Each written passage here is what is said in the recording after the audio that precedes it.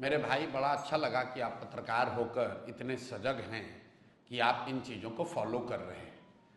पहली बात तो उस प्रेस कॉन्फ्रेंस में सिर्फ गुरदयाल सिंह नहीं थे, मौलेश्वर सिंह ने उस कॉलेज की स्थापना की।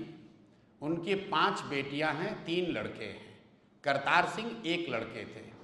मौलेश्वर सिंह की पत्नी वहाँ लाइफ ट्रस्टी थी, और ट्रस्ट डीड पढ़िएगा तो उसमें लिखा हुआ है कि जो लाइफ ट्रस्टी है वो किसी भी हालत में उससे हटाया नहीं जा सकता है, और जब उसकी मृत्यु हो जाएगी तो उसके जो लीगल हेयर होते हैं उनको उस ट्रस्ट में रखा जाना चाहिए था।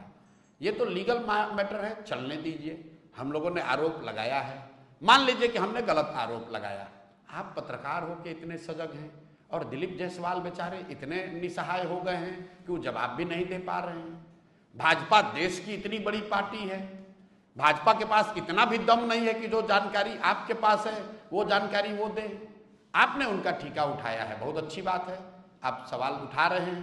तो मेरे भाई फिर से दोहरा देते हैं, दिलीप जायसवाल ने उस कॉलेज में, जिसमें कि वो क्लर्क थे, जो सिखों का माइनॉरिटी का कॉलेज है, जिसमें 20 से ज़्यादा सिख उस समय ट्रस्ट के मेंबर थे, उस जितने भी ट्रस्ट के चलाने बनाने वाले लोग थे उन सब को हटा के दिलीप जायसवाल जो सिख नहीं हैं ये कैसे उसके मैनेजमेंट में आ गए, इसका जवाब आप हमको दीजिए।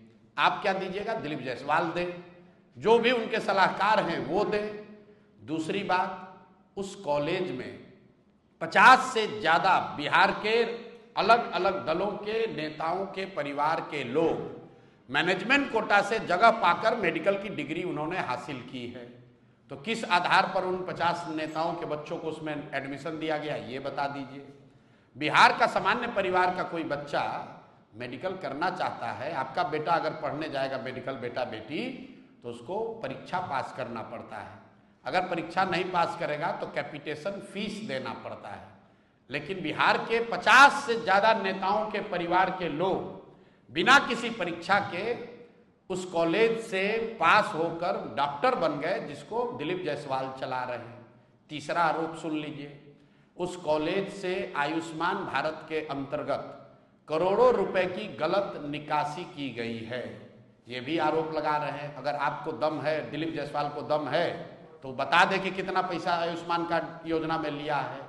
चौथा आरोप लगा रहे हैं कि राजेश शाह की 2007 में हत्या हुई है, पुलिस ने FIR किया है, थाने का डायरी निकाल कर देख लीजिए, कोर्ट ने, लोअर कोर्ट ने उसमें कॉग्निजेंस लिया है। दिलीप जायसवाल नेम्ड मर्डर के एक्यूज्ड हैं, नेम्ड एक्यूज्ड हैं।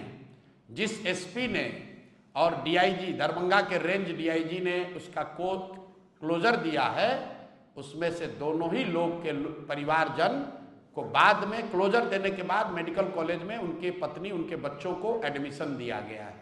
तो ये जानना चाह रहे हैं, और हम अगर गलत कह रहे हैं तो दिलीप जायसवाल कोई असहाय व्यक्ति तो है नहीं, उनकी सरकार है, हम पर मानहानि का केस कर दे, हमको जेल में डाल दे। अभी तो इतना दम नहीं है कि मुंह से बोल सकें। दूसरी बात, कल घोषणा किए हैं 18 से पहले दिलीप जायसवाल की माफियागिरी का दूसरा किस्त जारी करेंगे कि सीमांचल के एरिया में इस आदमी ने और क्या क्या गलत किया है।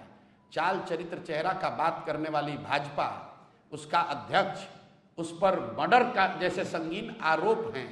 आप केस डायरी मैनेज करते हो, कोर्ट को मैनेज करते हो, सिखों के कॉलेज को कब्जा किए हो, और समझते हो कि प्रशांत किशोर डर जाएगा? हैं? आपको लग रहा है कि हम ऐसे ऐसे गिदड़ भपकी से हम डरने वाले हैं? इनकी हालत तो ये है कि लालू जी जैसे व्यक्ति, जिसको कोर्ट ने चारा चोर के चारा मामले में दोषी करार दिया, उनको भी अगर आप कहते हैं कि आपने एनिमल हस्बेंड्री में गलती किया, उनके पार्टी वाले भी जवाब देते हैं। दिलीप जायसवाल का मुंह अभी तक खुला नहीं है, डर के मारे, और आप जैसे साथियों की मदद से भी नहीं बेचारे बोल पाएंगे। भाजपा का 19 गो प्रवक्ता है, उनका हिम्मत नहीं है कि एक आदमी जवाब दे दे। जब प्रशांत किशोर ने बोला है तो हम बिहार के छुटभैया नेता नहीं हैं, एक एक फैक्ट, एक एक डेटा, एक एक कागज बनाकर रखे हैं। दिलीप जायसवाल को जवाब देने दीजिए। पहले तो जवाब दे नहीं पाएंगे, अगर देंगे तो उसका पूरा समुचित उपाय दिया जाएगा।